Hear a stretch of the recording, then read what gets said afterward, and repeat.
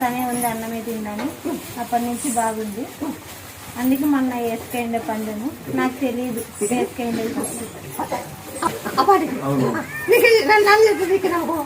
వేసుకైంది నేను అనుకున్నాను.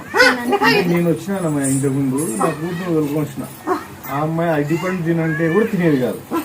ఇక తోలుకొచ్చి నువ్వు ఆ రోజు పిలిచినావు. ఇట్లే పిలిచిన తర్వాత నిమ్మకాయ ఇచ్చి అట్లా నీ ఎదురుగా తినిందా బాబా. ఆ రోజు ఇంటికి పోతేనే అంత ప్రశాంతంగా ఉంది బాబా. అప్పటి నుంచి వచ్చిపోతా ఉంటాం ఇక్కడికి. నేనైతే అమ్మాయి వస్తుంది అని చెప్పింది, అంటే నేను మొక్కున్నానని చెప్పలే అమ్మ. నేను ఆ రోజు అనుకున్నా 2 లక్షలు వేస్తే 2016 పెడతాను అనుకున్నా. నాకు 9 నేను పొద్దున కౌంటింగ్ అనగా రాత్రి 9 గంటలప్పుడు ఇంటికి వచ్చి గుర్తించి 9 లక్షలు వేసిన మొత్తము వస్తే 7 వస్తుంది, పోతే 9 పోతుంది అని చెప్పినాను.